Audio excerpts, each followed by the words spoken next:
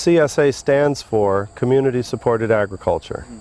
Community supported agriculture implies that a community, a food community, a community centered around their food is supporting the source of that food. So it really is a food-centric community, not merely in terms of purchase, but in terms of involvement. So there are many different realities that are called CSA.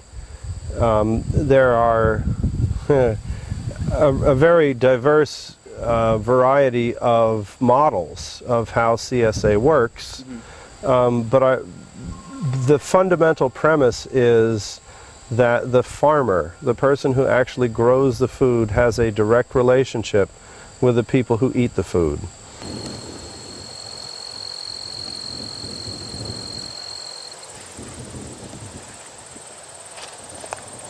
That's a one of each. You can actually see them all. Oh, see? Pretty that is.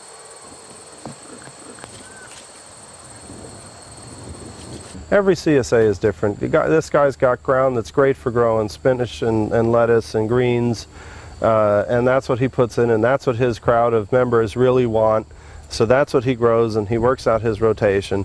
I would say that the product that he's producing is far superior both in freshness, quality, and diversity to what you can buy in a store.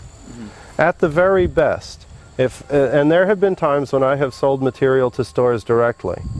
I walk into a store, I show the shopkeeper my wares, my stuff, I say, here's my produce. He says, oh, this looks great. We negotiate a price. I sell him a box.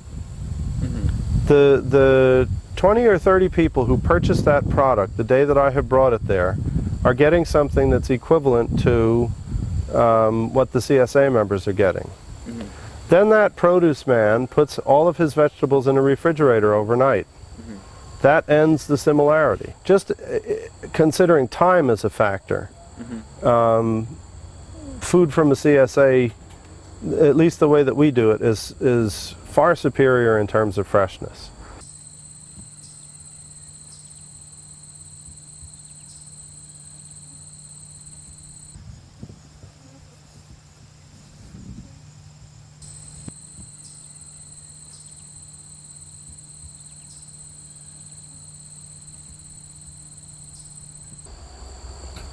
The other aspect about a CSA, I think, is that the farmer is screening their material before it gets directly to the membership. And the decisions are not strictly based on shippability and cosmetics. Sometimes the things that I bring into market don't look good. And I say market, but I mean to distribution, to the CSA. Sometimes they don't look good, but I bring them because they happen to be superior in quality of taste. They happen to be unusual, or they're at the perfect stage of ripeness. I may hold something for a few days or a week longer to make sure that it is at a better stage of ripeness, so that my membership has an opportunity to eat something that's really ripe. I'm not worried so much about shippability, although that's definitely a concern. It still has to get to distribution. I'm more worried about nutrition and flavor. So I'm harvesting for that. As long as I always harvest for freshness and nutrition as my two overarching criteria to determine harvest dates on items, it will always be superior to what you get in a store, because what you get in a store, whether you're an organic farmer or not, has to be harvested with shippability and storability as two of the overriding criteria. So direct sales, direct producer to consumer, you know, and in consumer I don't mean just somebody who buys it, I mean the person who consumes it, the guy who eats it. Direct producer to consumer is the shortest link between my field and your body in terms of nutrition and health. And I think that it is very justifiably arguable.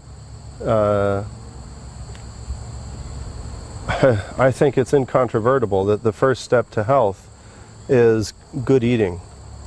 And I think that good eating also demands, the concept of good eating demands that you eat things that are good. You don't just eat well, you know what I mean? So that's part of it. But what it really is it's a foundation for true sustainability in agriculture. It really is.